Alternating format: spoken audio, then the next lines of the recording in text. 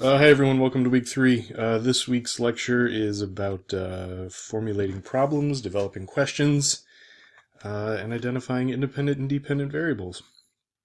Okay, here we go. We'll talk about problems first, and then questions and hypotheses, and then independent and dependent variables after that, and conclude just by talking quickly about deductive and inductive research. So social work, for the most part, deals with social problems. We also deal with populations of people, and it's actually very common for social work researchers to sort of merge the two and deal with a population of people who are experiencing a social problem. Just about anything you could think of could be a social problem. For example, poverty would be a very broad social problem, but a problem in which social workers have been involved for a very long time. Certainly political issues are often social problems, so problems related to immigration, refugee status, problems related to the distribution of resources, problems related to housing have sort of very traditional social work research topics. Health problems are as well, including mental health problems, substance abuse, substance misuse, child abuse, child neglect, that kind of thing. If you want to think about populations, we often deal with what's known as vulnerable populations. So that might be, for example, people who are very old, people who are very young, people who are victims of crimes or survivors of crimes, people who are survivors of abuse, that kind of thing. And then, of course, like I said, you can sort of combine the two, and you might think about a population with a particular problem. So, for example, you might think about survivors of trauma and substance abuse problems, something like that. That happens to be what some of my research deals with. At any rate, this slide is kind of about the scientific method in quantitative research, and the top bullet point there, problem issue is identified, research question is formed. That's sort of what we're dealing with today. So in future weeks, we're gonna sort of work through the rest of the rest of this list. So it's very common for social workers to pick a research problem, frankly, based on what their interests are. What is it that excites them? Why is it that they got?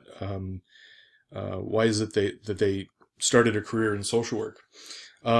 It's absolutely a sort of a valid place to pick a topic, or a valid reason to pick a topic, based on your work with clients or based on the work that you hope to do. It's very common, in fact, for researchers to sort of encounter a social problem in practice, and then sort of that forms the basis of what their research interests are. As always, I'll just pause here for a second. If you have trouble identifying a research topic, get in touch with me. We can talk about what your interests are, and I can help you narrow something down. So social work research questions often are aimed at solving problems or clarifying the nature of a problem so that a solution can be developed.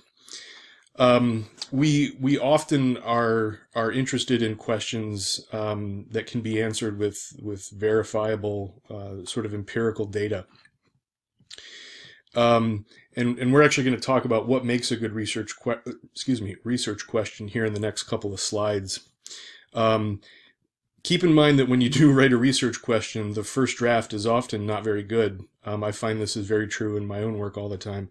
It takes a couple of drafts. You have to sort of refine a question a little bit, and figure out what it is, to get to the point where you're actually figuring out what it is you need to do. So don't be intimidated, or don't be frustrated if you can't develop a research question in your first pass.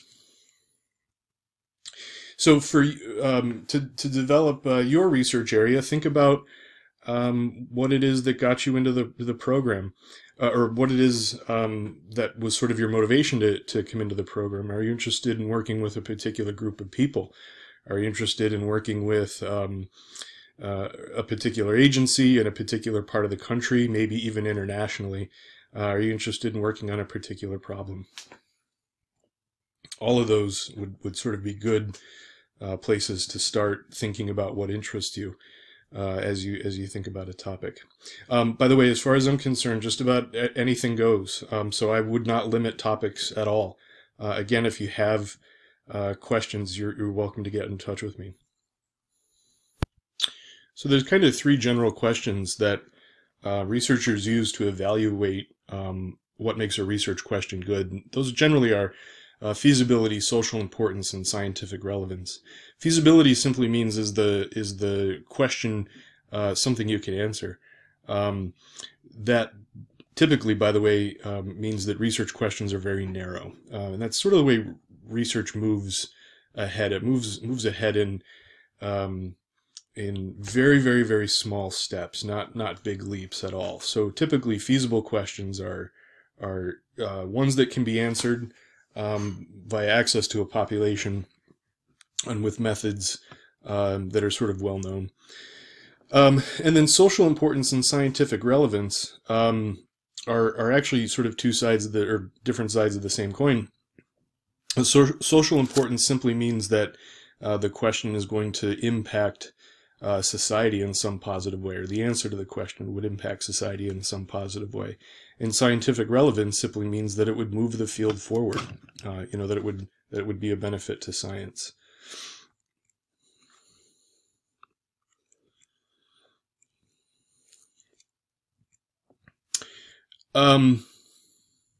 Oops, went too far.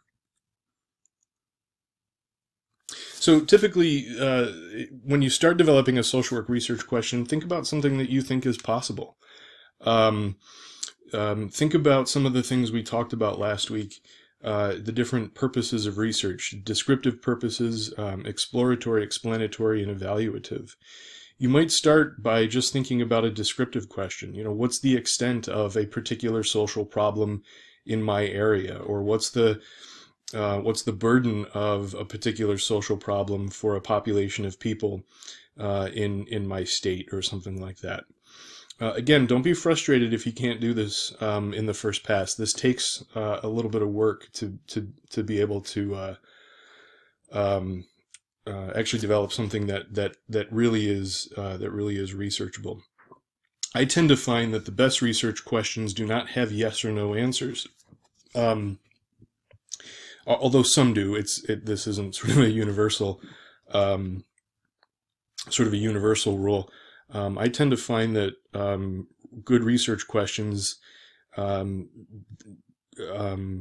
things that, like I said, are not answered with yes or no questions. So you can use that to start as well.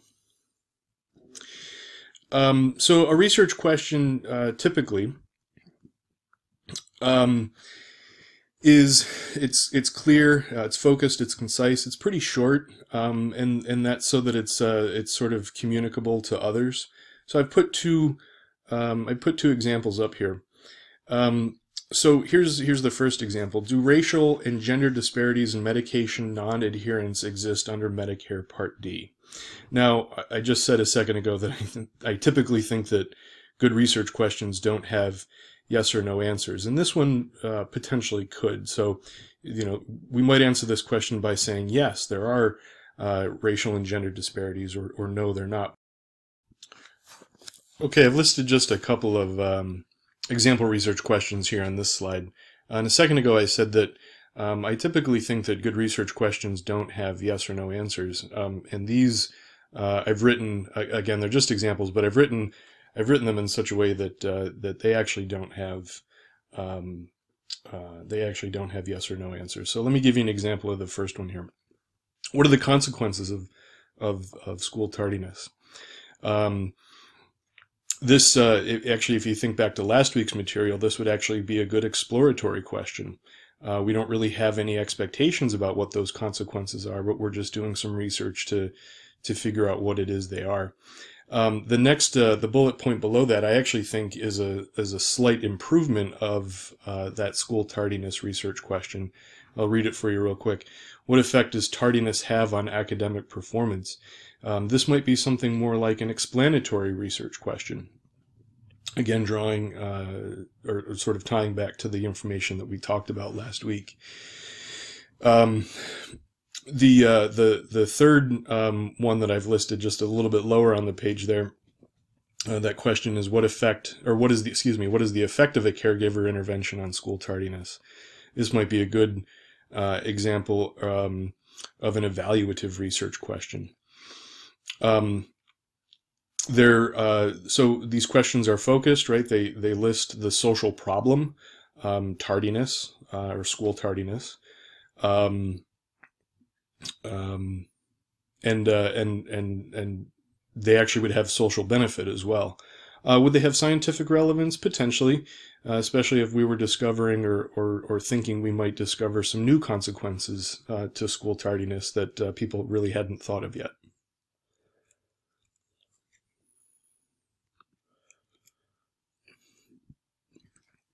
So the next step really in the research process after identifying a topic is starting to conduct a lit review. So this is week 3, I think.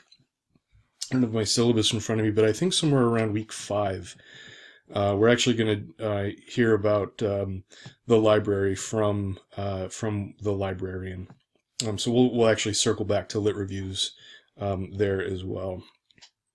So really in a lit review, you're starting to gather information that's already been written or studies that have already been published about your particular topic. So you're looking for what information already exists, what kinds of questions have been answered already. And then ideally what you're trying to find are gaps in the literature about the problem or topic. And in an ideal world, our research questions would fill the gaps in the literature about that particular topic. A hypothesis is really nothing more than an informed hunch about what the relationship between variables will be. Let me say, so think back to some of the stuff that we talked about last week. We talked about 4 different purposes of research: descriptive, exploratory, explanatory, and evaluative. Typically, there are no hypotheses in descriptive and exploratory research. There are, generally speaking, hypotheses are only found in explanatory work and in evaluative work. So we could think of an example hypothesis here based on some of the questions, the example questions that I had listed a few slides ago. One of the questions I wrote, what is the effect of school tardiness on academic performance? And a reasonable hunch about the relationship between those 2 variables, school tardiness and academic performance, a reasonable hunch would be that there's a negative relationship. So the more often a person is late to school, the lower we would expect their academic performance to be.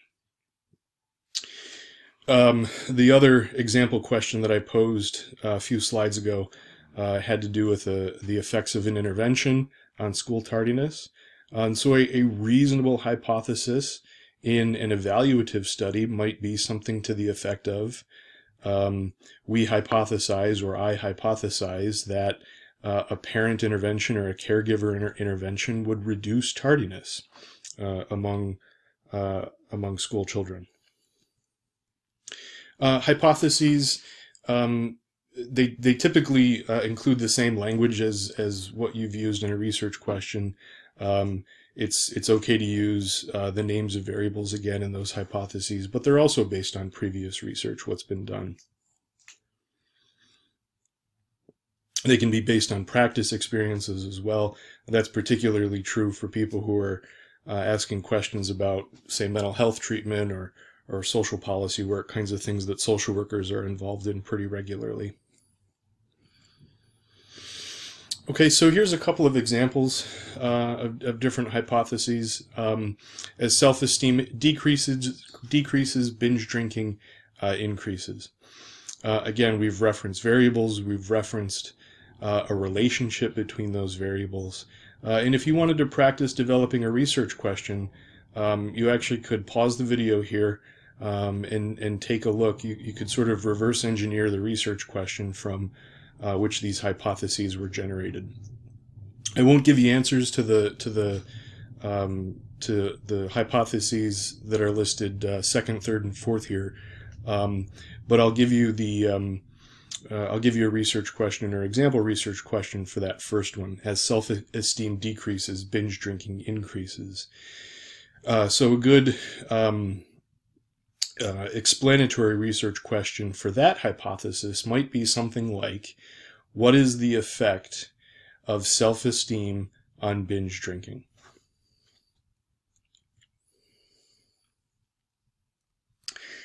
So we've talked about a vocabulary word, or we've used a term here that I actually think is a pretty important vocabulary term, and that word really is variable. Research is often really about relationships between variables. And a variable is really nothing more than, that slide should say characteristic or property, not of property, characteristic or property, that can vary. That simply means that a characteristic could take on different values or different attributes. Just about anything can be a variable, and I've listed some examples right there: poverty rate, homelessness, race, gender, religious affiliation, religious preference, substance use, smoking status, age, right? All of these things are variables. We'll actually circle around, I think, next week and talk more about different types of variables. We're gonna introduce those today, but we'll circle back to them as well. So, two special cases of variables. Oops, went too far. The first is an independent variable. An independent variable exerts an effect on a dependent variable. One of the ways to remember this, I use a mnemonic device. Independent variable starts with an I, and intervention also starts with an I. So just as an independent variable exerts an effect on a dependent variable, an intervention would be intended to change some kind of dependent variable. Let's talk about a dependent variable, and then I'll fill in with some examples. A dependent variable is often called an outcome variable. It is often the problem that we're studying, so that social problem that we're studying, and it's quite honestly a variable that can be changed based on other variables, such as independent variables. So let me give you some examples real quick. I said a second ago that intervention starts with I, so does independent variable. It's a good way to remember them. So let me give you a very basic example real quick. Cognitive behavioral therapy would be an independent variable, and that would have an effect on, let's say, depression. That would be a dependent variable. That would be a problem. So it would be the cognitive behavioral therapy that's impacting a person's level of depression. Let's see, I'll give you another example here. School tardiness, so using the example from a couple of slides ago again, school tardiness would be the dependent variable, but some kind of caregiver intervention would be an independent variable, and again we've used I in both intervention and independent variable. Now think about that other example I said a couple of slides ago. The explanatory question that I proposed, that I listed as an example, was what's the effect of school tardiness on academic achievement, or GPA, something like that. In that case, we're sort of switching the dependent variable, and we're making school tardiness the independent variable, and we're making academic performance the independent variable. So just because something's a dependent variable once doesn't mean that it always is, but it typically has to do with the position the variable is listed in the research question. This can be tough, but if you spend a few minutes thinking about it, you can get it, and there's some exercises on UB Learns to help you think through some of these things this week. All right, here's a couple of other examples. We might want to impact a person's comfort with information and communication technologies, and so an independent variable would be participating in a training program. Honestly, a training program is very much like an intervention, right? Maybe you're sitting down and you're teaching people about computer skills or a particular program or something like that, and we would measure their comfort with a particular information technology or something like that. Another example, poverty rate. Sorry about that. I think there was an awkward pause there. Had to change something on the slide real quick. So here's another example. Homelessness might be a good dependent variable. Again, that's a sort of good social problem. It's a classic social problem in which social workers are involved. But poverty is something that impacts homelessness. So again, you're thinking about independent variable, dependent variable. Okay. Oops.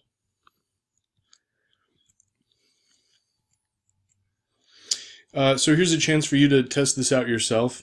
I've listed a hypothesis. Let me read it to you. The well-being of abused children placed with relatives will be better than the well-being of those placed in non-relative foster care. What's the independent variable? What's the dependent variable? The dependent variable is well-being. Well-being. The independent variable would be where the children are placed. Okay? Relative foster care or foster care, or a non-relative foster care.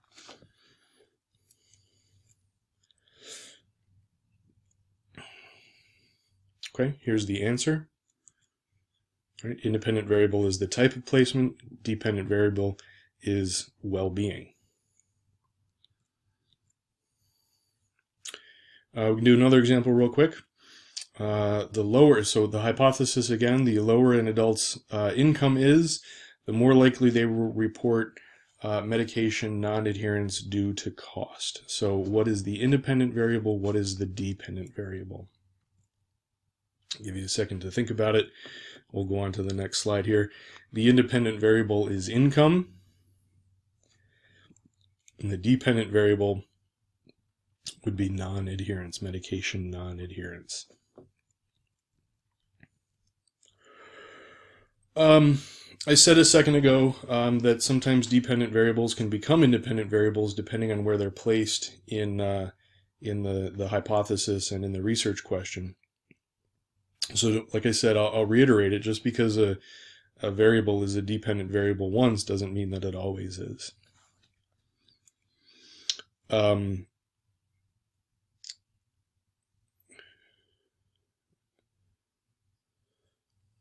So here's a good example of how variables can be sort of switched around to be both independent variables and dependent variables.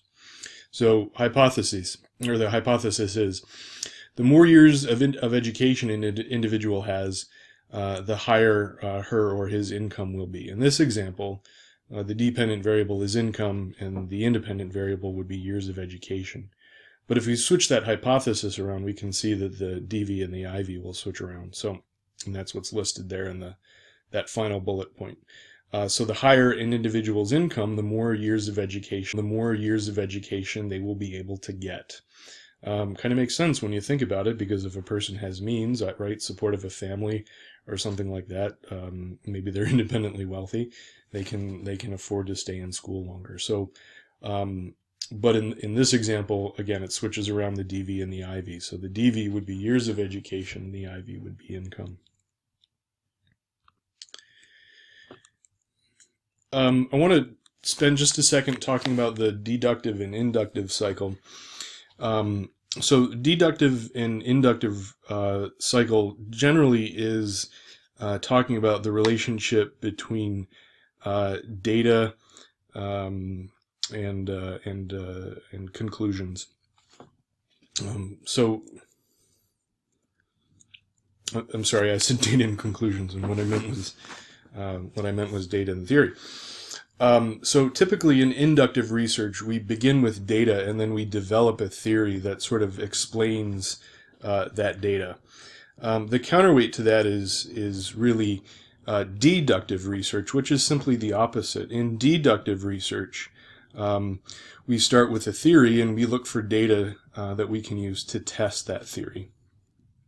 So on this chart here, we can see that we've sort of organized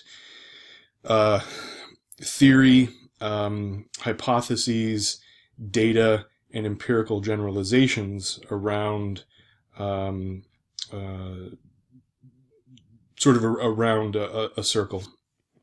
So we put theory at the top, we've put hypotheses sort of at the right-hand side of the circle, we put data down at the bottom, and then empirical generalizations on the left-hand side of the circle. And if we think about this going kind of clockwise, when we go from theory to data, when we start with theory and we look for data with which we're going to test that theory, that's deductive research. That's typically a quantitative process. When we start at data on the bottom of that circle, and we compose a theory using empirical generalizations, but when we compose a theory to sort of account for that data, that's qualitative research. That's simply the inductive process right there.